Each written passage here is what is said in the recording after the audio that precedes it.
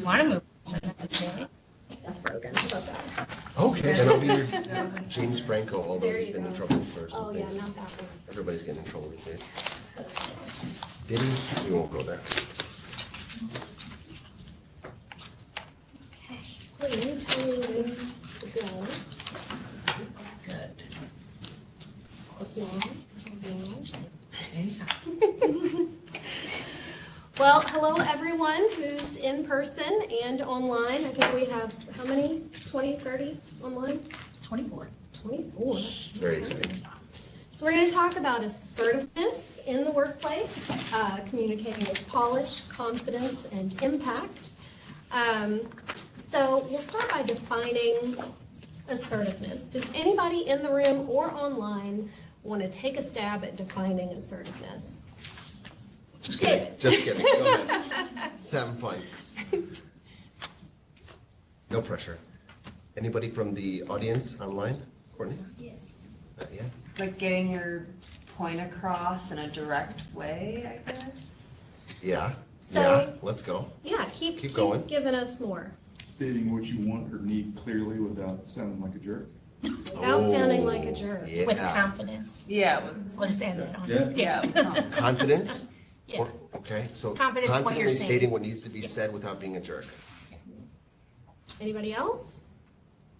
Okay, so you're all absolutely right. Being assertive is being able to communicate very directly, honestly, succinctly in a lot of situations, but also in a way that incorporates diplomacy. So if you are direct but not diplomatic, you're just being confrontational.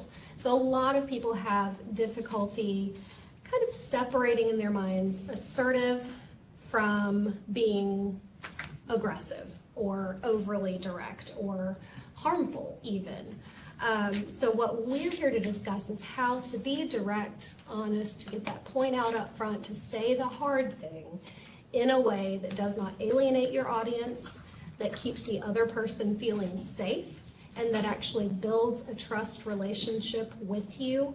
And the way that you do that is by being consistent and being consistently assertive. Other people will pick up on the fact that they can trust that you're going to tell them the truth, and you're going to tell them the truth in a way that's not harmful. And the more you practice that, the more the other person practices that, the more it builds a trust relationship between the two of you. Yeah, So- Jessica, oh, go ahead. if I might, I really like what you said there about trust, because some of the benefits, and you're going to get into this, of being more assertive and of being assertive in the appropriate manner is an increase in trust, a improvement in the relationships that you have with your supervisees, the people in your life, whether that be professional or personal, right? And additionally, you get more respect, right? If you have the ability to alliterate how you feel, what your opinion is, without being destructive to the relationship or offensive to the person that you're speaking to, people will undoubtedly respect you more. And they may not like what you have to hear or what you have to say, but they respect that you said it in a way that cares about and takes into consideration what their experience is, what they're going to hear, how they're going to take it, that sort of a thing, right? And emotional intelligence plays a very big part in being able to assert yourself in the appropriate way to get the communication outcomes that you want. Because when you apply emotional intelligence, specifically empathy, right, putting yourself in the shoes of someone else, I mean, just think about when you've been communicated with empathy, right? You get a lot more out of the conversation. You get a lot more out of the relationship possibilities. Lastly, I think it's important to understand that in crucial conversations, plug, because we do teach it, we talk about the fool's choice. The fool's choice is that you have to decide, right, between saying what needs to be said, right, or destroying the relationship. You have one or the other, and the fool's choice exists because you can have your cake and eat it too. You can say what needs to be said, you can be kind and clear without destroying the relationship, without being seen as a jerk. And that's why assertiveness is such a very, very big, important thing, especially when it has ramifications for reducing conflict, reducing workplace issues, and improving culture, et cetera, et cetera. Yeah, absolutely. Thank you for bringing up emotional intelligence and empathy. That is the only way that you can truly make it safe for the other person. And if you want to know why making it safe is so incredibly important, think about, what are you actually here to do? Why do you need to be assertive? Most of us get a little caught up in the social aspect of communication, right? We want people to like us. We want people to be happy. We want to be happy. We don't want to have a knockdown, drag-out fight every time we, come into the office or talk to this certain person. So how can we make it safer for them, and why? Well, why is because you've got something important to communicate, right? So when someone is not feeling safe, they tend to go into certain types of activation responses. So they're going to rely on, David likes to say, silence or violence. So if someone shuts down, or if someone reacts violently, not necessarily physically violently, but verbally violently, aggressively, they're not going to absorb the message as well, if at all. And now the entire purpose of the conversation is kind of a moot point, because we're not effectively able to get through the other person's defenses. So even if you say it well, you say it directly, straightforwardly, and in a way that is not harmful, if the other person has shut down, it's still not an effective conversation. And again, part of being assertive is having the emotional intelligence to pick up on the nonverbal cues, what's going on with the other person the entire time that you're talking, so that you can pivot and adjust. If you see someone begin to exhibit symptoms of activation, if their body language closes, if they start to pull away from you, if they start to look at other places or anywhere in the room except for at you, then you know that person is starting to withdraw from the conversation. So another aspect of being able to have that healthy and effective assertive conversation is making sure that you are assertively communicating boundaries. I have a lot of crucial conversations in my job every single day. And, there are times when the other person doesn't necessarily have good motives. They may be trying to change the narrative. They may be trying to deflect. They may be doing anything and everything that they possibly can to avoid actually being held accountable. So when you find yourself in that situation, that's when those skills of assertiveness become even more important, because you're going to have to assert your boundaries. My boundary is, we're going to speak in truths. We are not going to assume. We are going to, whatever the boundary needs to be for the situation, we are not going to assign emotion in situations where we don't know what the other person was thinking or feeling. However those boundaries need to look. But setting them up front is usually the best way to make sure that that person settles into that safety zone. Okay, I know, where the bumpers are, I know where the boundaries are. Do you have anything you want to add to that before I move to the next slide, David? Yeah, I just want to show or talk about how silence or verbal violence looks like. And in full credit, that this comes from the book Crucial Conversations, right? And again, we teach that course. If you want to take it, just let us know. We also do like a high level, like 1 hour, 2 hour, 4 hour, instead of the 2-day workshop. So we can come in and we can do that sort of a thing for you. Silence doesn't always mean I shut down and I say nothing, right? It can mean that I deflect, right? What you're trying to tell me or what you're trying to assert yourself on, make jokes about, right? Or really even change the subject. When people begin to do these things, this is where you utilize that intuition, right? That externally gets cued to then look and say, I need to make it safe for Megan. She's beginning to make jokes. She's not taking it seriously. She feels some way, right? And I need to revisit my boundaries and my intent and my purpose for the conversation so that she can receive the message. Verbal violence looks like not just attacking, right? But stating things like, well, you want to talk to me about what you're asserting yourself on because you're prejudiced, because you don't like me because I'm a man.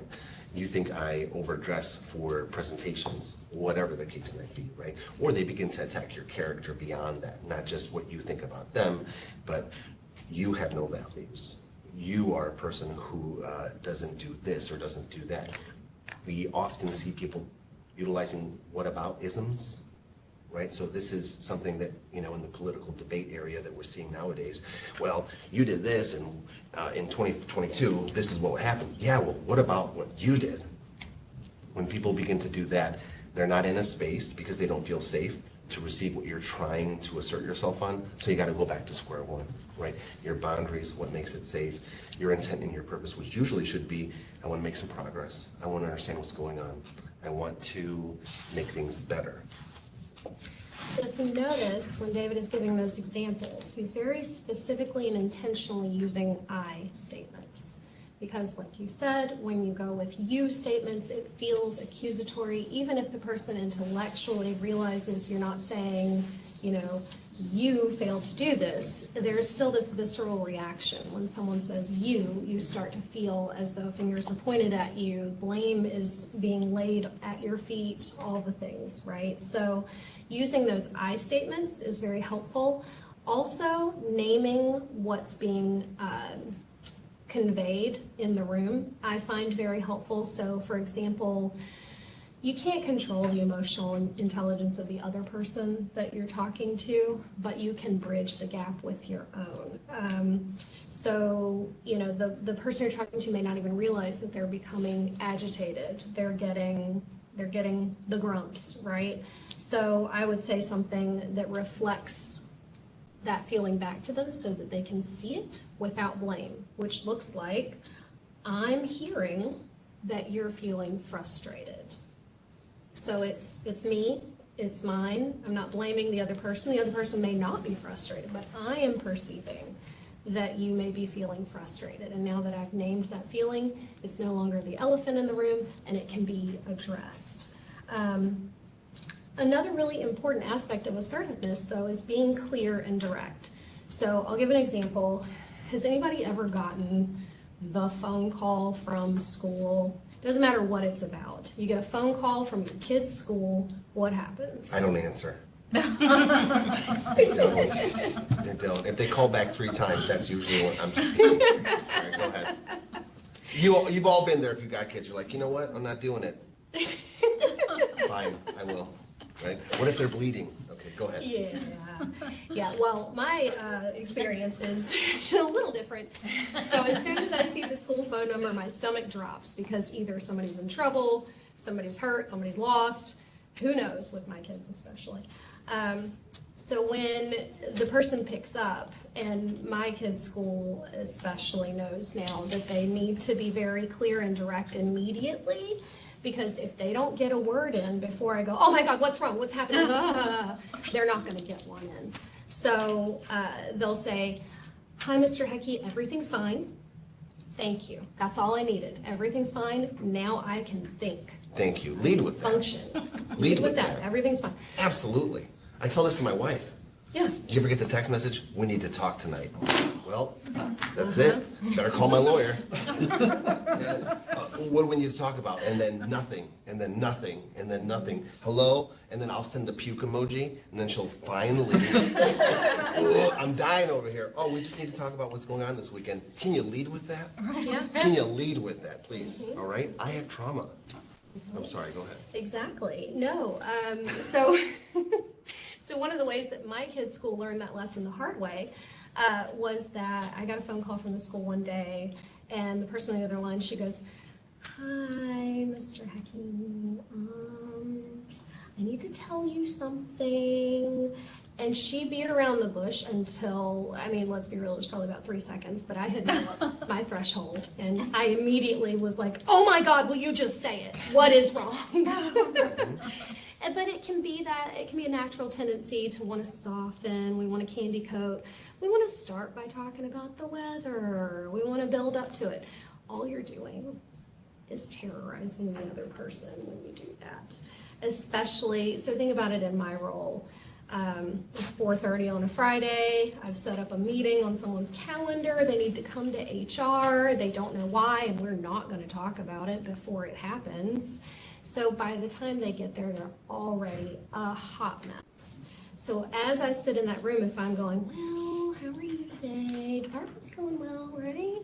That person is going to lose it I mean, no amount of self-control can keep you from freaking out when you're afraid, when you're in an activated state, all of the things. So it's actually just escalating them. And then by the time you get the point out, they're already shut down, they're ready to pounce, they're agitated, and they've got to discharge some of that anxiety, and it's going to get discharged at your face. So, what I have learned to do is I walk into the room and I say, I'm so sorry, David, that we're meeting under these circumstances. We are moving towards a termination, and I'm going to talk to you about why, and you're going to have an opportunity to tell your side of things, and we're going to discuss every aspect of this and what this process looks like. Are you ready? Keep them in choice. Give them that option. Are you ready? Do you need a minute? You're not fired. You're fine. Thank you. I was there. I was like, oh my God, is she preparing something for me? Right? Is this some kind of mental preparation? But it's good because then that shock is out front. It's done. It's over with. And instead of that person escalating all the way up until the moment of truth, now they've got time to de-escalate and absorb and process because you've got more things you've got to say. They've got time now to think it through, process it, feel it, and then have maybe, hopefully, a more conscientious response than exploding in your face. So also, you want to tailor things to your audience, and that's another scenario where that emotional intelligence comes into play. Because again, you're watching for signs of activation, you're watching for signs of confusion. Because if everyone is only using their diplomacy and not their assertiveness, and I've had this happen where I had a full-on hour-long conversation with someone. It was very pleasant, it was lovely, and I left the room and I thought, we said nothing.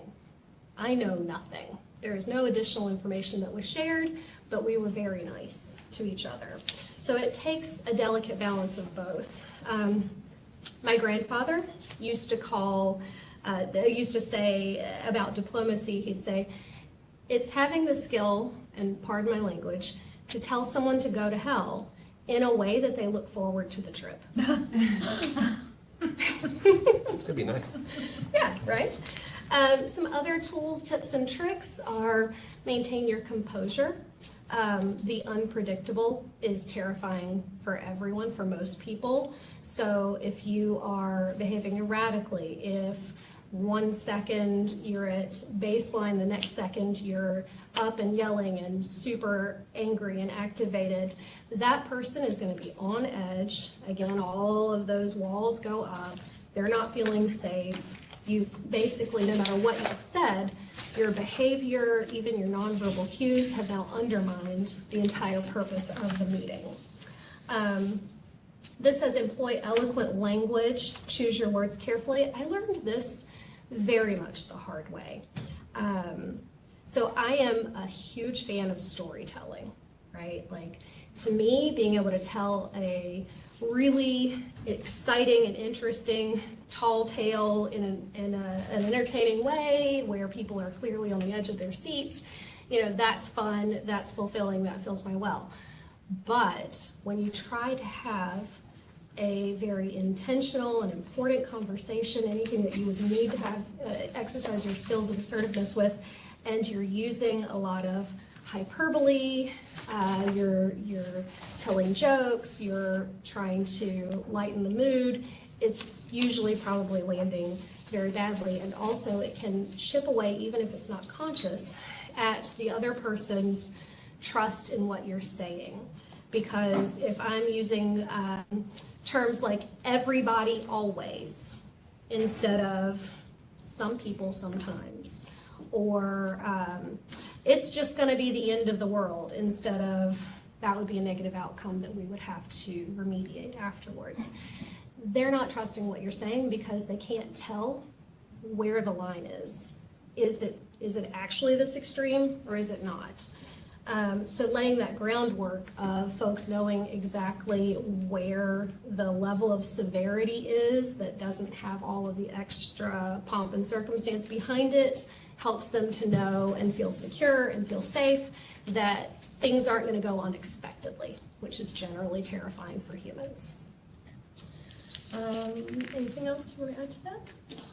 Yeah, these are absolutely important and solid tips and strategies to have in your back pocket when you are, preparing to have this conversation or in the sort of conversation that you're needing to have.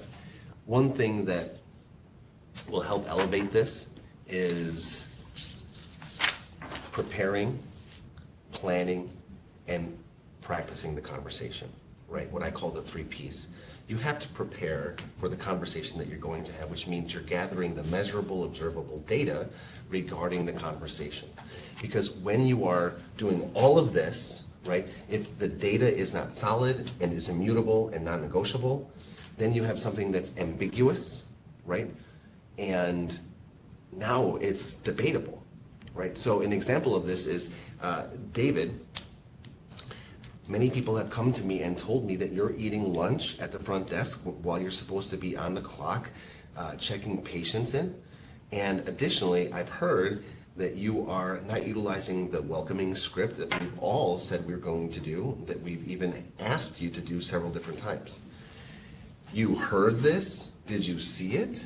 No. Well, when was I doing this according to what you heard? It's over. It's over. Right? It doesn't matter how well you do any of the fantastic tips that are being shared right now, you're done. You've got nothing to stand on. So you've got to take a look at making the observable, measurable facts, number one, get gathered, but work to your advantage. Sometimes that means going out there and doing the work or seeing the things that you're going to discuss with this particular person.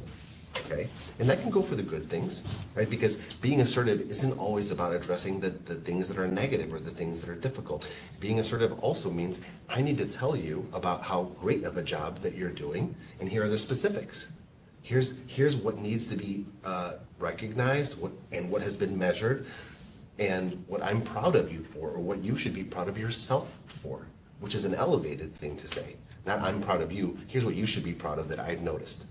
Because psychologically speaking, I'm proud of you means that you need permission from me to be proud of yourself. We don't want to do that sort of thing. That doesn't make it safe, right? We're evolving here. So we say, you should be proud of yourself. Here's what I've noticed. I'm happy for you. You see what I'm saying? Additionally, after you prepare, plan, and practice, literally practice it. Call a colleague, call someone in this room, call someone from HR CHOP, practice this conversation, right?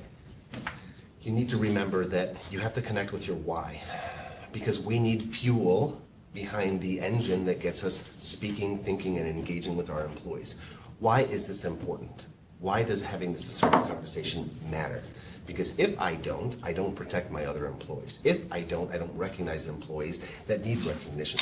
I don't make them feel valued the way that they should feel valued. It's important to me to lead like that, so that's why I'm doing this, right? Connect with your fuel, because it is this fuel that will help you get over that doubtful conversation that happens in your mind that could stop you from actually having it. I don't know if I should do this, and I'm scared of doing this, and is this worth it? Why do I have to do this? All that fades when your why and your connection with it is strong. Does that make sense?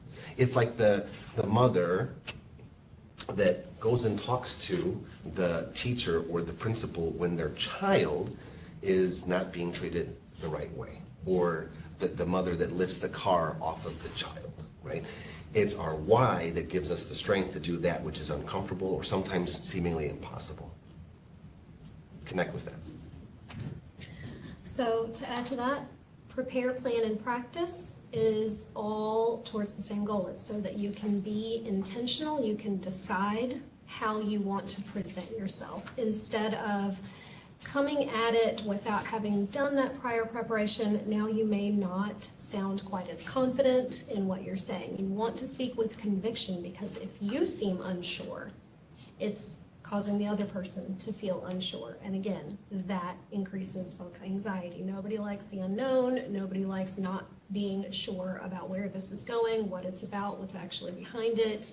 The worst thing that happens in people's minds is they start to make up narratives that this is all happening because of something else. There's some conspiracy, someone's out to get me, or she's not saying what she means, she's only trying to be nice, and there's actually an ulterior motive behind this. So if you can prepare, plan, and practice so that you can be intentional, you can choose your words so that you speak with conviction, so that you're not hesitating, so that you sound confident. You don't convey uncertainty in your speech. And I would actually add a fourth P to that, posture. So a lot of people ask me, well, how do you get good at that? First of all, practice. You just have to practice it. But there are some little tips and tools that I use to fake it till you make it. And it can have a really big impact on how you feel, how confident you are. And it sounds kind of silly, but for one, I always pay attention to how I'm sitting. If I'm in the room and I'm feeling nervous or I'm feeling unsure of myself, I will spread out. I will take a very relaxed position. I'll put my arm over the back of the chair so that I'm bigger. I'll lean forward so the person knows that I'm engaged. I will not slide back, cross my legs, hold my hands, and shrink down. Because even I am going to pick up on this minimization of myself, and I am not going to feel the power that I need to move forward in this situation. So stand tall, make eye contact, even if it has to be forced. I have a child on the spectrum, so a little tip that I'll give you for that, when it's hard for my daughter to make eye contact, she just looks right here. Nobody knows the difference. Nope. Nobody has any idea that you're just looking right there, so just stare right there. Purposeful movements, gestures, don't fidget. That's my kryptonite. I'm constantly moving. I'm a constant motion machine. But I have to really be intentional to put my hands somewhere, to put my chair somewhere, to put my feet somewhere that conveys that I'm in control, I'm not nervous, I'm feeling powerful. Project your voice. Make sure that you are speaking from the diaphragm instead of your head voice. You get your chest voice going down here. All of these things are designed to make you and the other person feel like you can do this. You are capable of doing this. Once that wavering doubt comes in, that's when we start to hesitate. That's when misunderstandings start to happen. That's when the conversation can go kind of sideways on you. May I add something real fast here? Of course.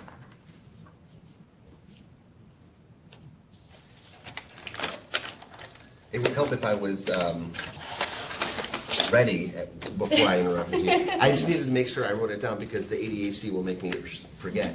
So you're talking about some absolutely fantastic and fascinating things here. And I'm not saying from a hierarchical standpoint that you need to know that I said that you're fantastic. No, it's that I think it's fantastic, and I'm so happy you're talking about this today. Brain mirroring is what we're talking about here, right?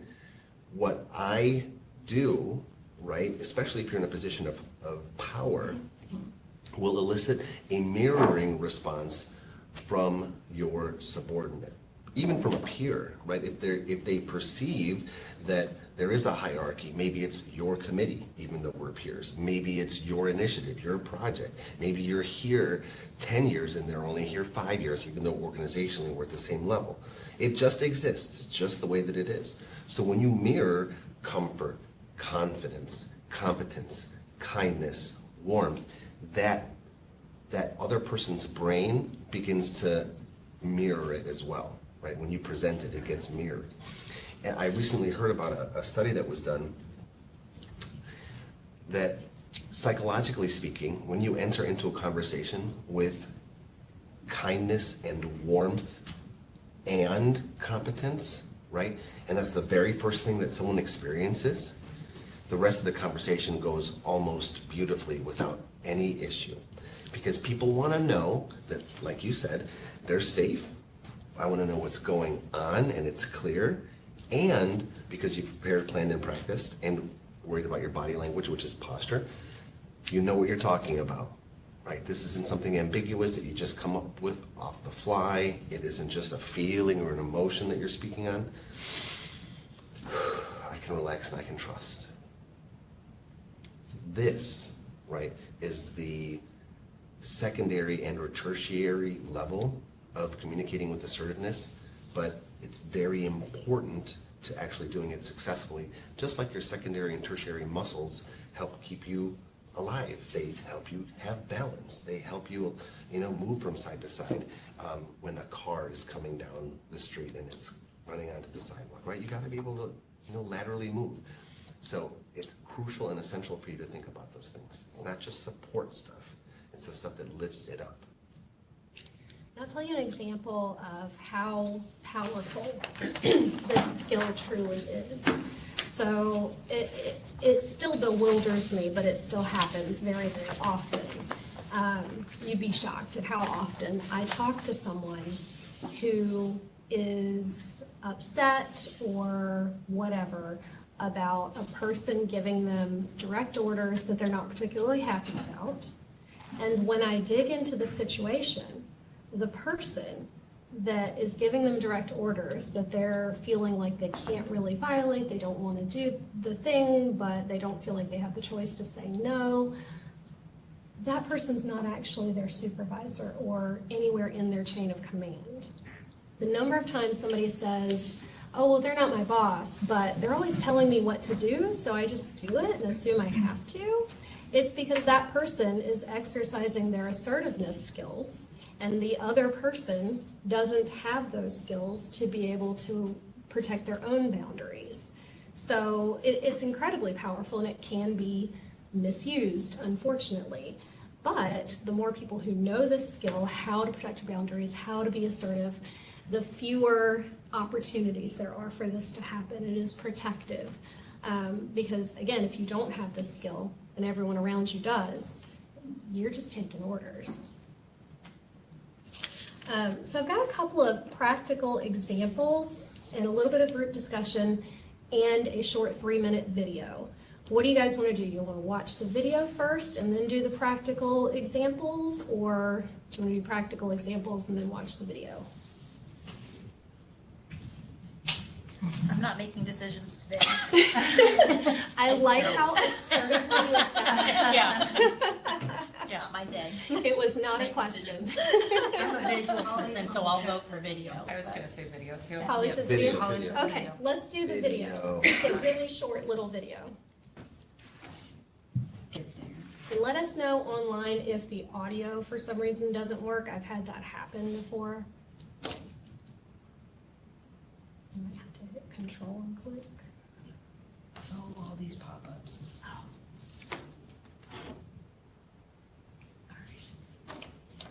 I gotta share my screen, not the PowerPoint.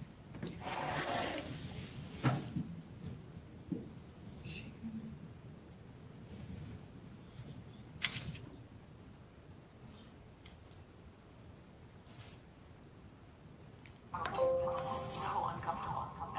Now? Like reverb, it's really. Yeah, it's the remix.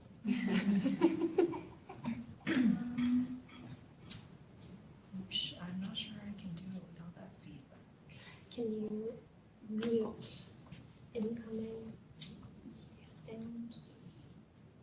Actually, I did this the other day. I'm sorry. Second. Share computer audio. Timothy is still not consistently following the procedure. I have to say something, probably, but this is so uncomfortable. I left it too long because I hate conflict, so now it feels extra awkward and I don't know what to say to him. Say that. What do you mean? Everything you just said. Say to him. Acknowledge that it's awkward, admit that you left it too long, call it right out. Seriously? Seriously. But I don't want him to think I don't know what I'm doing. Do you? No. So pretending that you do is not going to go well. But can't you just give me a script I can follow to make the conversation go smoothly? What am I, ChatGPT? No one wants to have a canned conversation with a robot. Allow him the dignity of talking to you as a human being. Why is that so intimidating? Because it means you have to show up as a human being. Nowhere to hide. Yeah. And anyway, you can't make sure the conversation's going to go smoothly. You can't control the outcome. I hate that. We all do. But really, what do I say? Besides that I have no idea what I'm doing. Well, what's the point of the conversation? I want Timothy to follow the procedure. Try again. I want to find out why he's not following the procedure. Yeah. So I guess I can just ask him. Yep. And then what do I say if he's having the conversation because you don't know what he's going to say? So you can listen and find out. But what if I don't know what to say next? Or do? You say that. I don't want to do this. I know. But it will get easier with practice. Being willing to have hard conversations is the ultimate productivity hack. I thought the stop motion was a bold choice for them. Okay. Oh, is the audio back? Yep, the audio's back. Oh, you want computer. I feel like that was just my anxious thought process every time I go through a conversation, or like something in my head. You know what I liked about that one? She was just very honest, but I don't Yeah. want to do it. Yeah. I just don't want to do it. Yeah. And there's so much behind that, right? There's years and years of personal and professional experience that go behind that, right? Experiences that might have gone wrong, experiences that you either created or were a part of that went wrong, that you witnessed, that you heard about. There's a lot behind it. However, I think that the presenter of the video is pretty spot on when it comes to stating, and I would correct it, but she said it's the ultimate productivity hack. And I would say this, it may not be the ultimate, but boy, it's top 10. Easy top 10. Because we know that 30% of employers or supervisors' time can be consumed by unmanaged conflict. We just know that. 30%? It's a day and a half of your week. Do you have that? Do you have that to give? I don't. A day and a half? What? 12 hours? And that's being, I think, that's being generous. I'm sorry, not as generous as it could be, because then there's the emails and the offshoot conversations that have to be had, and then the walks over to HR and the clandestine, secretive activities about so-and-so, and we don't want them to know. I mean, what? Let's have these conversations, and let's have them early on and often enough to reduce that 30% down to maybe 5%. And instead of having check-up conversations, we can have check-in conversations. Instead of exit interviews, we can have stay interviews. Well, and I think all the time that you spend as a supervisor, you said 30%, then there's all the time that other people, because other people notice what's happening and they're talking about it because it's going unresolved. So now your staff productivity is down because they're worried about this situation that you as a supervisor aren't addressing. Right? So I think it goes way beyond just a supervisor's productivity. As an American economy, we're losing billions of dollars to it. Billions. Fortune 500 companies are losing, just them, are losing billions of dollars to mismanaged conversations. It's crazy. So somebody told me the other day, and I haven't had a chance to fact check this yet, but it sounds right. They said that now, currently, the most common reasons that people leave jobs is pay is number one, but number two is inconsistent accountability amongst their colleagues. And that did not occur to me before this conversation, but a lot of people leave their jobs not because of something that's negatively happening directly to them, but because they're watching colleagues not being held accountable, and it feels unfair. So, I mean, I think we've probably all been in that situation before. So I'm going to talk about the first scenario, and then we'll just kind of workshop as a group. Online folks, just chime in wherever, just come off of mute and talk. Folks in the room, scream, jump up and down, whatever you need to do. But imagine a scenario where you've put in significant effort to develop a brilliant idea, only to have a colleague try to take credit for your work. This can be a frustrating and delicate situation that requires a balanced approach, because this is a tricky one, because what you want to do, or at least what I want to do, is come in like a wrecking ball. You stole my work, right? But what is the other person going to do? They're going to shut down. They're going to continue stealing your work because they can.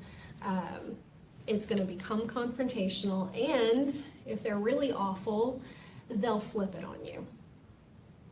she came at me inappropriately. I would like to I want to talk to HR. I want her disciplined. How dare she? So it's a dangerous situation to be in. So throw it out there. How would you guys begin addressing this situation? I would ask myself, does it matter who takes credit? Choose your battles. Yeah. Say like, who's the audience? Like, who are they telling? Who are they crediting themselves to, I suppose? If it's, you guys have mutual supervisors, does it matter? Like, again, does it matter? So let's imagine it's pretty high stakes. Let's imagine you are going for a promotion and you're competing against this person for this promotion, and the two of you have the same supervisor, and that supervisor is who they claimed your work to. Now what would you say? Now it got uncomfortable. Yeah, I would not be shy to tell the supervisor the truth. Yeah, so In a you would have the respectful way, conversation yeah. with the supervisor. So let's say you have the conversation with your supervisor. Your supervisor does not have any assertiveness skills and is just not going to address it. Now what do you do? I think my first step would have been to approach the person and say just that, you know, your I statements, I feel that there's a share of work that's not truly being credited. Set your boundaries and expectations to say, you know, just to be very honest in that conversation. Give them an opportunity to explain their why and why they're doing it.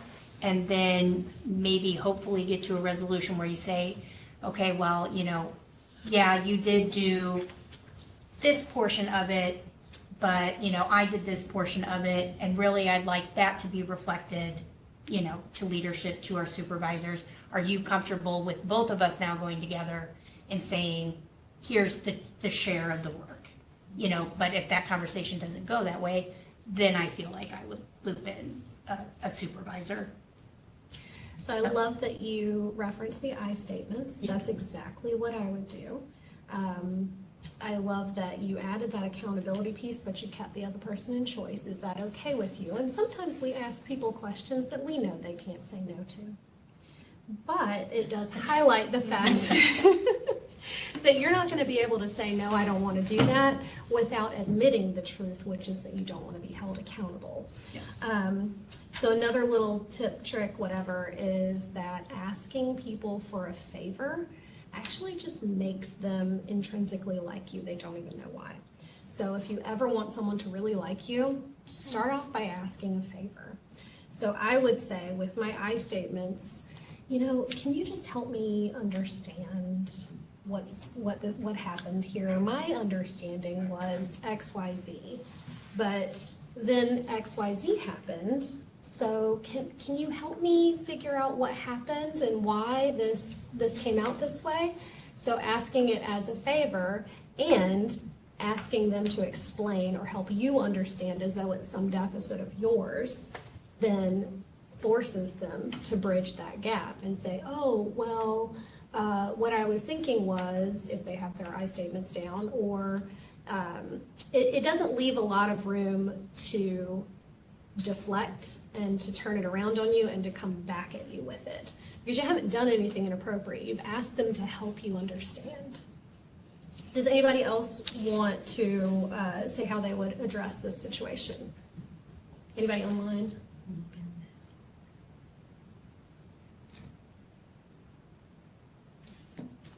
Sorry.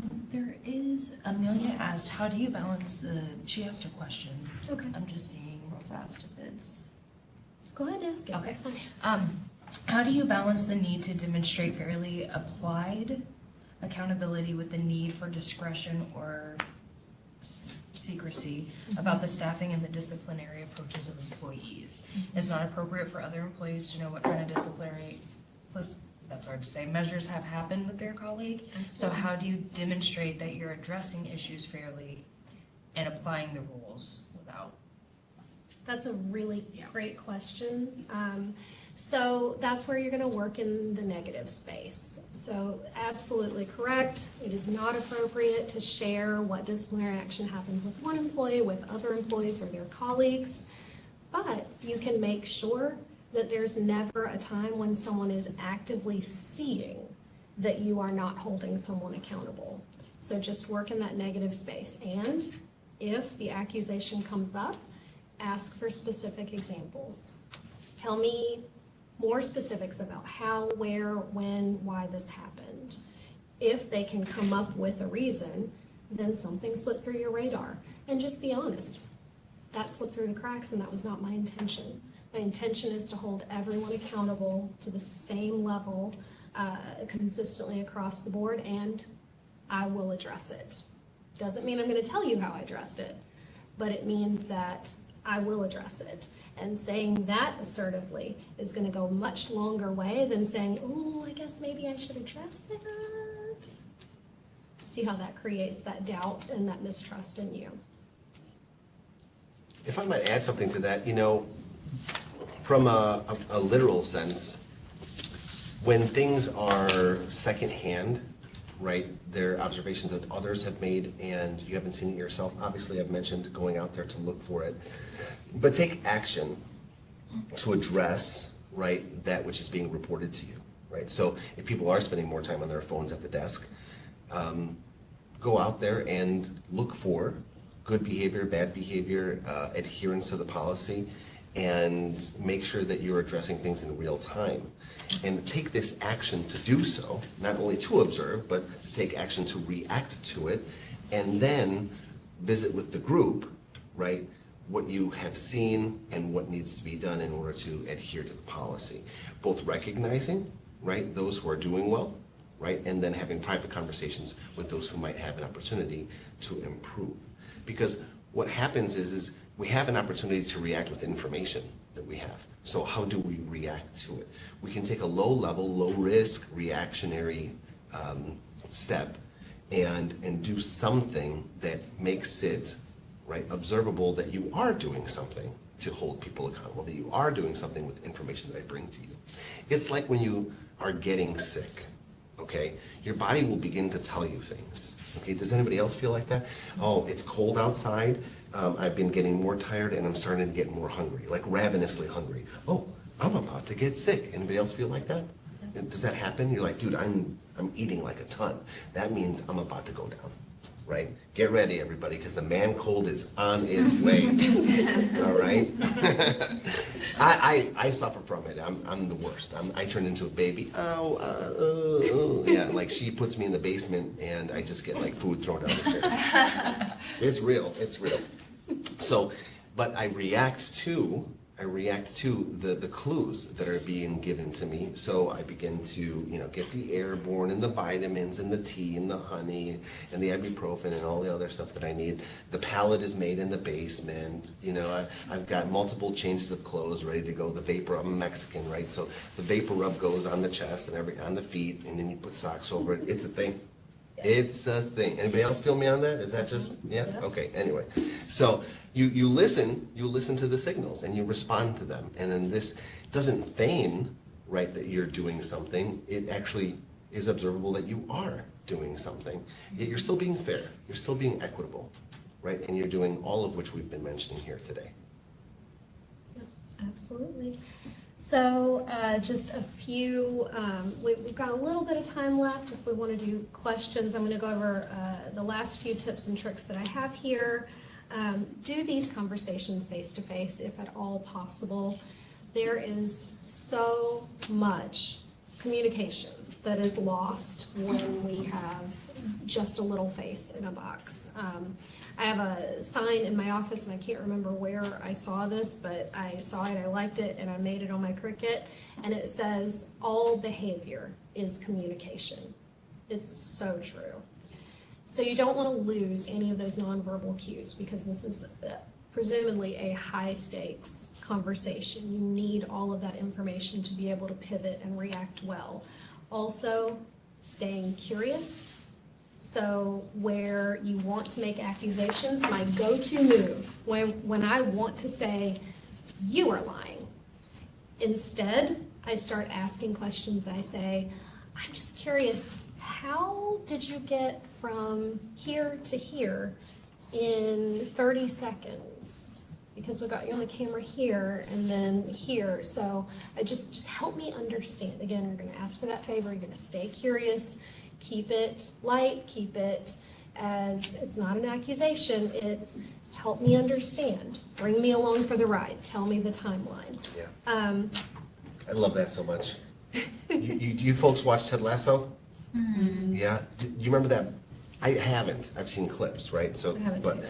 But I saw a clip of him in the bar playing darts, right? He talks about this. Have you seen it? I don't want to ruin it for anybody. No. I don't remember that specifically, but Have you seen I it don't front to either. back? Have you seen it all? Yeah. Okay, so he's in a dart tournament or something, right? He's in a pub and he's like, what do I need to win? It's like 2 20s and a bullseye. And he just starts talking about his history, right? And how he saw this quote about how it's important not to judge, right, or underestimate. It's about staying curious, right? And how he's been underestimated his whole life, and how if people were just curious about who he is or about whether or not he had played darts in his lifetime, they would have known that on every Sunday for 16 years, he played with his dad and he got the 2 20s and a bullseye. What? So when we're in a state of curiosity, we can't be judgmental because we're curious. What's going on? Help me understand. And it is another tool not only to keep yourself in the right place, but to keep the person that you're having this sort of conversation with in the right place, meaning they're not going to move to silence or violence. And my last tip is actually something that David does extremely well, kind of a hallmark behavior, and that is expressing confidence in the person you're talking to. I don't think we've ever had a conversation that didn't end in you telling me you believe in me. But telling the other person, so it's the same thing as projecting that confidence and that comfort. You're now projecting, you can do this. In fact, it's kind of unreasonable for anybody to think you can't do this. It's just a no-brainer. So you're assertively and confidently enriching them with your confidence that they can accomplish the goal. I know you can do this. It works on my kids. My kids are very much global, oh my God, I'll never learn to tie my shoes because it's impossible. Clearly, no one else on earth is able to tie their shoes, so why would I be able to? And I have to bring it back to, you know what? I actually saw you do that. I saw you tie them a couple of weeks ago, and you worked really hard, and I know that you can do it. I know that you can do it. So let's see you do it. So we've got 3.5 minutes left. Does anybody have any questions, comments, concerns, anything we want to discuss before we let it go?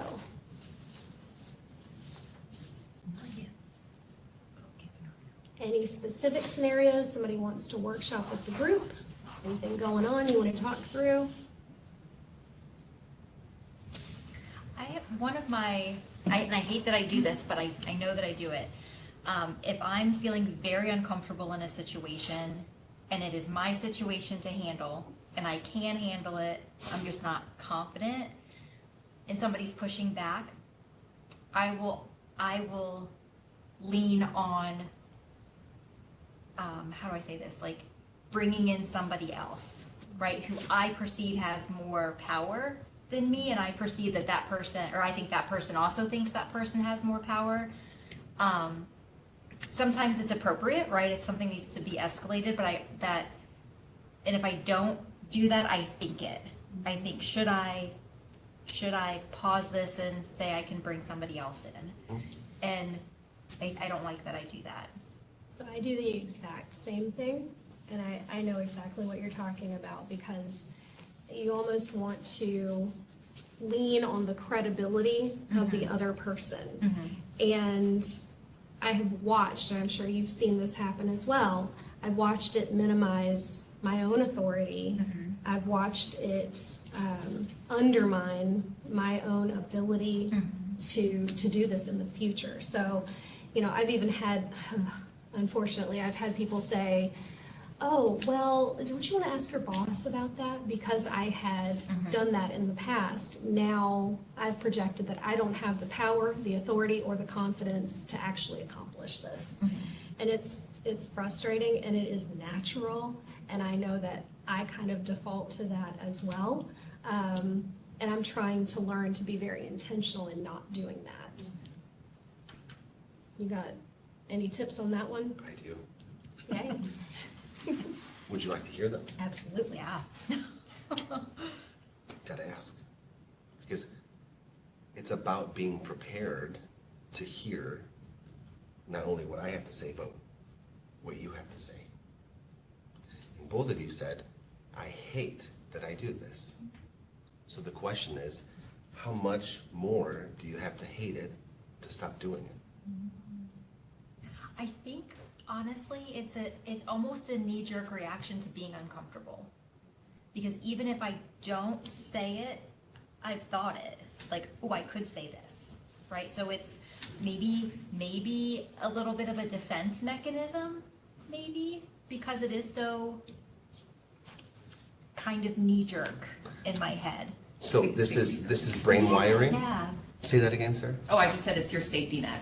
So this is just a case or issue of rewiring your brain. So let's do this real fast for everybody. How would you like to respond in those scenarios? Honestly, probably, Faster? I don't know, just address it, right? Like, Okay, that's it. I know the Just answer, address it. so I know the say it. answer, so I'm gonna say it. Yeah. I'm gonna just address it. I know the answer, I'm gonna say it. The buck stops here. I call it the I am your manager scenario. I would like to talk to the manager. I am the manager, right? Thank you for asking, because you're here. What's up? What do you need, right? So we define the desirable behavior. Desirable. Yeah. I was trying to guess. It's the desirable behavior. But I get it every now and then. It's the desirable behavior to say what I need to say, to feel competent and to feel confident. So what we do now is we defined what we don't want to do. We defined what we do want to do. We define the moment in which we become lucid, which is when I have this thought, right? Oh, here we go. I'm going to want to go grab someone. Before you turn, right, to actually get up, make the turn to get up and say to yourself, I'm going to catch myself doing this, and I'm just going to kind of easily, slowly move into a more powerful position. Take a deep breath, remember how I want to act, and insert that new behavior. And over time, right, over the continual insertion of that desirable behavior, you will rewire your brain to have a new knee-jerk reaction, which will go from, you know what, I'm going to go grab somebody else, to, you know what, I am your manager. and obviously I jest, right? But that power statement, right, is yours to create. And that's how we get over it. It's simple yet profound cognitive behavioral therapy. We have to rewire the brain. And it is very, very malleable, right? The concept of neuroplasticity exists for a reason. We know that our brain can be rewired almost ad infinitum. Go for it. But it takes preparation, and it takes naming the behavior that is undesirable and the behavior that is desirable, and then we practice. Best place to practice outside of work is not at home, right? It's in the checkout line. It's in the restaurant. It's at the after-school activity with someone that you are acquaintances with. That's the best time because it's low risk and it's low emotion. So I often tell people when they're doing emotional intelligence development work, don't do this at home. Right? If you're not ready to do it at work, definitely don't do it at home because there are no rules at home, right? The mask is off, you can't get taken to HR at home.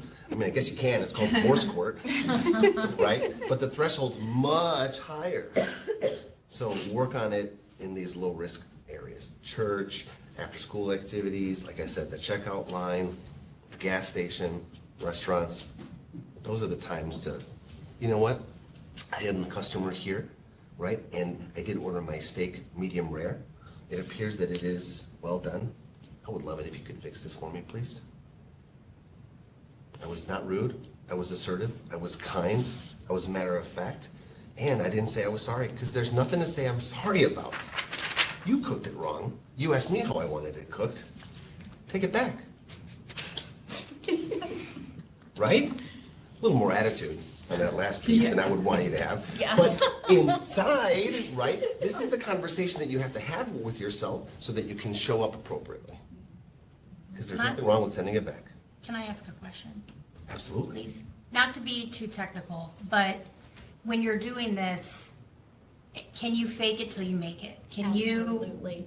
I mean, can you say, hey guys, I'd like to research this a little bit more, and then you go talk in your office with whomever you were thinking about to get more information. Yeah. So it's not as visible. I mean, you're not lying to your people. You could then at your next meeting or project discussion or whatever say, hey, I did go and research that. I did talk to this person who I thought may have a great idea, XYZ. So it's not in the moment you're immediately deflecting to somebody else's experience or knowledge, but like you just kind of stop the conversation to say, I want to dig into that more.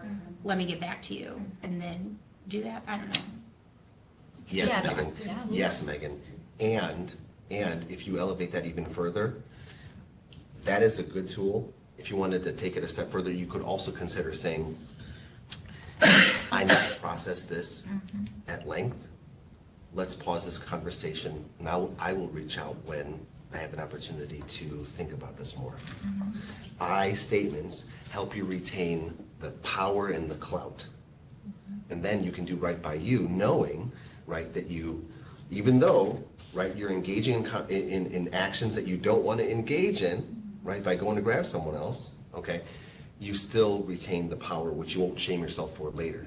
And we can still use this, contrary to even my point, you can still use this technique to use it as the lucid moment in which you'll catch yourself, so you stop yourself from going to someone else and just, you know, go to the bathroom and look in the mirror and be like, I got this. I know what I'm talking about here, right? I call it the back pocket pause. Yeah, you can always use that. No one can make you talk.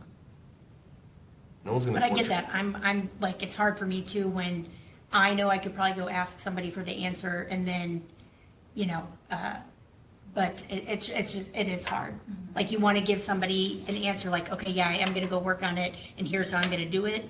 But like you said, maybe, you know, in that situation, you know, you don't have to tell them exactly who you're going to go to or what have you to figure that out. But yeah. I like to give people answers. People pleaser. But yeah, sorry. No, that's actually everything that we have for today. It was a great discussion. Thank you so much for coming. If anybody has any feedback or anything additional, feel free to reach out to me and I assume David as well. I want to volunteer you. Always, yeah. You can always reach out to me, anybody at CHOP, HR, obviously. Thank you so much for your time. Yeah, thank you guys. Thank you for coming. We appreciate all your support.